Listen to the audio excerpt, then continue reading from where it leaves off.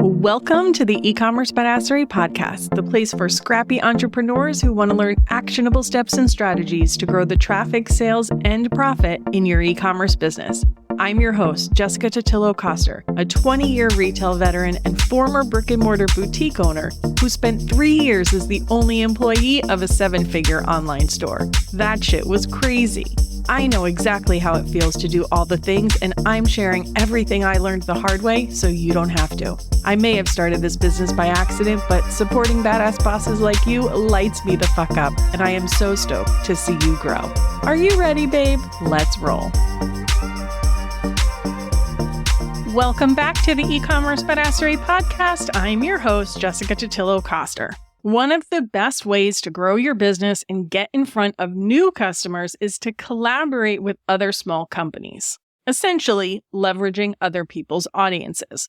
When you first hear the word collaboration, a lot of people automatically think of product collaboration, where you partner with someone to create a new product. And while that can and does work, it is not the end-all be-all of collaboration. And truth is, it takes the most time, energy, and effort to pull that off. And if you do it too often, it can actually diminish the success of each individual one. And in fact, talking to Larissa Loden, a jewelry designer who has done a fair number of design collaborations, has actually pulled back on them. I can't remember if we talked about it on this podcast or when I was on her podcast. I'll stick links in the show notes to both episodes, but the point is, when it comes to collaborating with people, there are so many other things that you can do to leverage other people's audiences without having to create any new product whatsoever. And so for today's episode, that's what I want to talk about. How can you collaborate with other small businesses this holiday season and beyond? Before we get into the how, let's talk about the who, because the success of the collaboration is going to be highly dependent on who you partner with. There needs to be some sort of common thread between the businesses and the audiences you attract. Now, the easiest and most obvious is someone who sells a complementary product. So if you sell activewear, you could partner with someone who sells workout gear, maybe yoga mats or dumbbells, that kind of thing. If you sell skincare products, you could partner with someone who sells makeup. If your products don't directly complement each other, but there is a through line in your audience, that can also make for a great collaboration. For example, if you are environmentally conscious. If that is the main tenet of your brand and the main reason why people buy from you, then that's a message you can lead with. So if you sell environmentally conscious or non-toxic beauty products, for example, you can partner with a green home goods company. The products might not be directly related, but the underlying ethos is. If you have a brick and mortar location, then I recommend you tap into your neighbors. Whether you're in a downtown area or even just in a shopping center, your local business community should be the first people you start connecting with. Get involved in your local chamber of commerce, with your local publications. Maybe you've got some local bloggers, etc. And even if you only have an online presence where you don't actually have a brick and mortar, there is still a lot of opportunity for you to engage with your local community. And we'll talk about what some of that looks like. So now that we have the who, let's talk about the what. There are a lot of different ways you can do this. And of course, you don't have to do all of them. Pick the ones that make the most sense. Instead of trying to do all the things and doing none of them well, I would rather you go all in on a few so that you can make a bigger impact overall. One of my favorite things to do is a joint gift guide with other product-based businesses. Not only are gift guides great for SEO and your customers, having multiple businesses promote that gift guide is a great way to get new eyeballs on your store. From a logistical perspective, there's a few different ways you can go about this. You can each publish a version of the same gift guide on your website. This is really my favorite way so that everyone is getting traffic and email subscribers. But you've still got people seeing your products that might not know you exist yet. If you do decide to each host your own version of the same gift guide, then you'll have to think about the best way to direct the customer to those other products. You could use a tool like Shopify Collective, which would allow you to sell the item on your own site, and then the source store would drop ship the item for you to the customer. If you just want to direct them to the other site to purchase, that works as well. You could sign up for each other's affiliate programs to earn a little commission as a bonus if you've got it. If you do it this way, I would also adjust the layout of the gift guide so your customers know that they're going to get redirected to someone else's website, and then make sure that link opens up in a new window. Of course, you could always have the gift guide hosted on one person's website and everyone sends it to the same link. That's not really my favorite way, because then that one person is going to get all of this data and potentially all of these email subscribers that not everyone else is going to get. Maybe you're going to agree to then share audiences on Facebook, something we'll talk about a little bit. So again, it's not my favorite. If you want to get really fancy with your gift guide, you could even create a magazine version with a tool like HeyZine. This will create a flippable magazine, and you can put links in there. You can even put videos and photos. It's a fun tool I've recently started using for the monthly magazine Inside the Lounge membership. I love me a good glossy. And with this tool, even if you go that magazine route, you can still embed it on your site so that you are directing traffic to your website and not to this random URL. The other cool thing about doing a joint gift guide, no matter how you implement it, and we're going to be talking more about this in a bit, is that you can all chip in for some joint advertising. Whether you're driving cold traffic to your gift guide or even just running retargeting ads to those who are engaging with it, if you can put a little bit of money behind this, overall, it'll be more successful. And with Facebook ads, for example, you can share audiences across different accounts. So if you've got everyone's hosting it on their own website, you're all directing your own people there, but then you can pool your audiences in the background for any ads that you run to make sure that you're really getting a lot of touch points with these people. Another great way to leverage your collaboration is to do a joint live shopping event.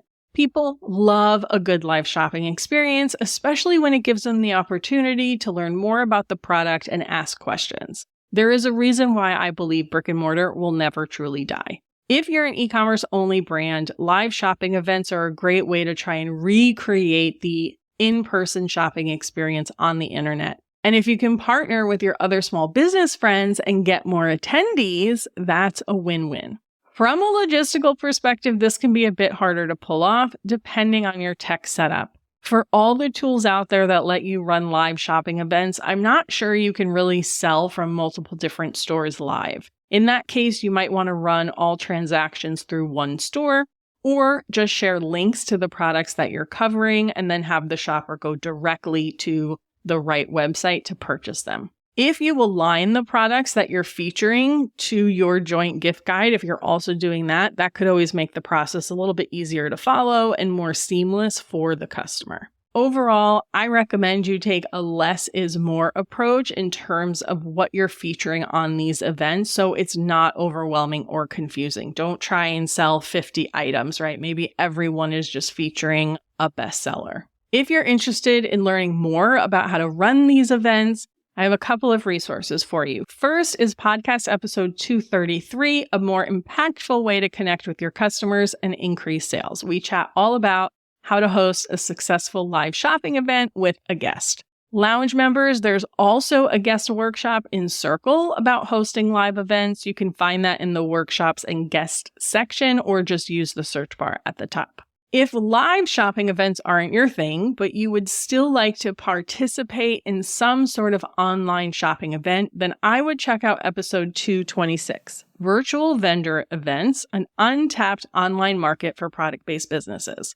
My guest Charlotte shares how she used these vendor events to grow her handmade soap business. These events typically take place in Facebook groups, and the best part, most of them don't require any live video at all. Now, of course, if you're doing a joint gift guide or a live shopping event, you're going to use email and social media to market those. But if collaborating in such a full-scale way feels overwhelming or like too much damn work, then you can use email and social on its own just to shout each other out. This could look like a secondary message at the bottom of your regular emails or an email campaign dedicated to featuring your biz friends.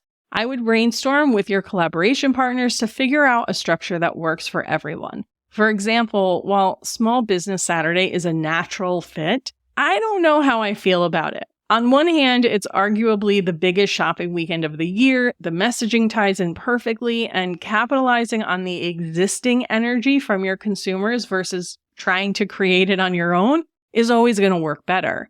But I'm also weary of directing attention away from your business during that time. I think the way I would approach this is if you're already doing a joint gift guide or live shopping event together and you want to tie your promotion into Small Business Saturday, then that's awesome. Do it because you're naturally going to be promoting each other a lot throughout the entire season. If all you're doing is email and social media shout outs, then no. I wouldn't do it in the middle of Black Friday weekend. I also wouldn't do it the weekend leading into free shipping day, as that's another big shopping bump online. So essentially, I would do it somewhere between those two weekends. So maybe it's the Thursday after Cyber Monday, for example. No matter when you do it, I would try and do it the same day or at least within a few days of each other. This will have a bigger impact, especially with any audience overlap on social media. And make sure you're using custom UTMs with your share links so everyone can easily track the impact of these efforts and identify where that traffic is coming from. In terms of the kind of content you share, that's going to depend a bit on the partners you're working with and what everyone is focused on for their business. If you don't have a joint gift guide to share, then I would just do a roundup post of everyone's best-selling products. You can create a mini gift guide inside the email or a carousel post for social media. And one more thing about this, every time I talk to business owners about doing these types of shout outs, there's always a concern about a mismatch in the number of email subscribers or social media followers. Of course, there isn't much you can do about social followers because you can't target your posts.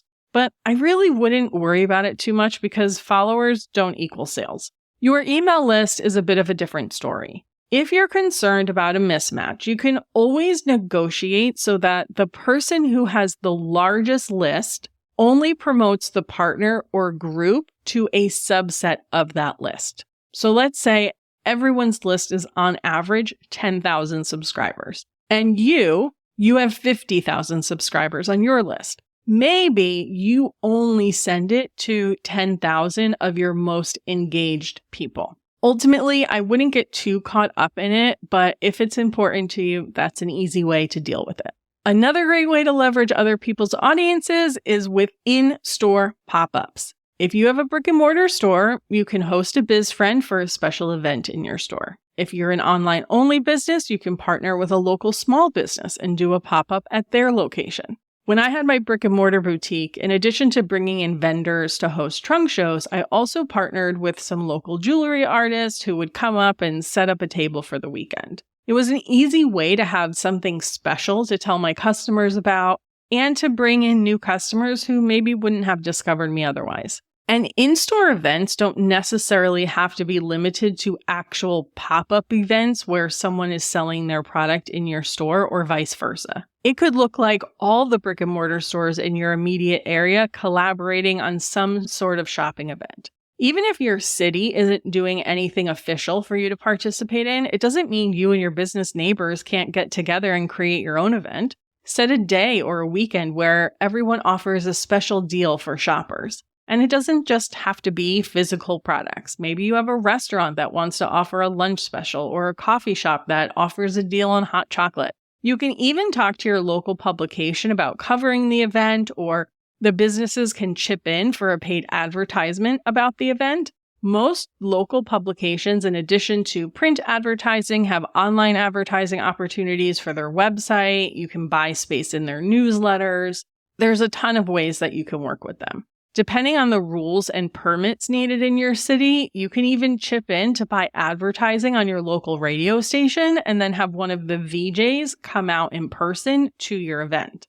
There is literally no end to the amount of local involvement that you can do. Again, even if you don't have your own physical location, it doesn't mean that there isn't an opportunity for you to get involved with your local community. We just talked a little bit about paid advertising, and I want to dive a little bit deeper into that because joint paid advertising is another way to collaborate with people. Of course, this is easier when you're talking about local businesses, right? Chipping in to do a print ad, digital advertising, buying a billboard together, or investing in your local radio station. If you're an online-only store, though, you can still do this. You can share audiences that are visiting your joint online gift guide and pool your resources to run retargeting ads. You can chip in to advertise your live shopping event on social media.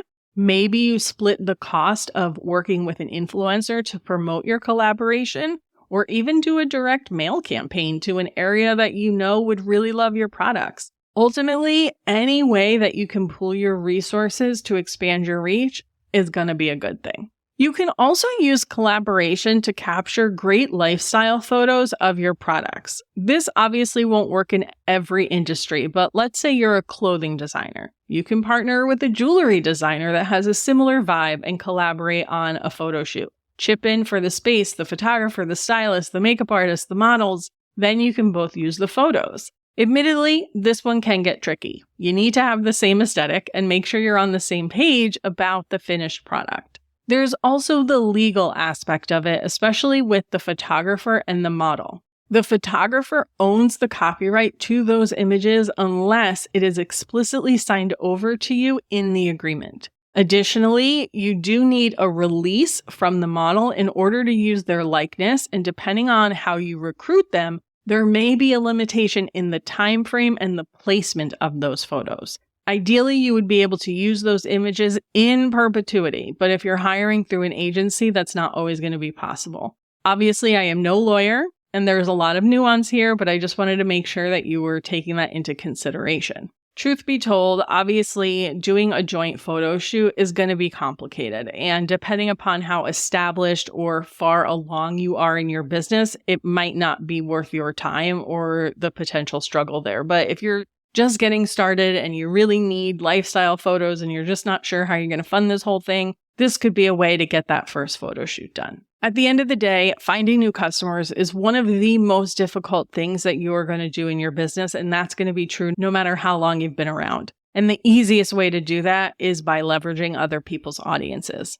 Sure, it can be a bit of work up front, and it's true that you don't really know someone until you work with them. But once you find the right collaboration partners, you can rinse and repeat the strategy again and again. And you're not just limited to the Q4 shopping season. Do joint gift guides for other events like Valentine's Day, Mother's Day, Father's Day. You can do live shopping events at changes in the season, like kicking off for spring or for fall. If you're local and you want to chip in for advertising, you can literally do that at any point in the year. Like every marketing strategy, the more you do something, the better you get at it, the more impactful it becomes. So if you've never done this before, and the first time doesn't quite pan out the way you'd hoped, don't let that deter you from trying it again. And if you've never done this before and you're afraid to reach out, remember that person you're thinking about partnering with is probably afraid to reach out to you too. Someone has to make the first move, so let it be you. Again, make sure you check the show notes for links to other episodes and resources if you want to dive deeper into collaboration this holiday season.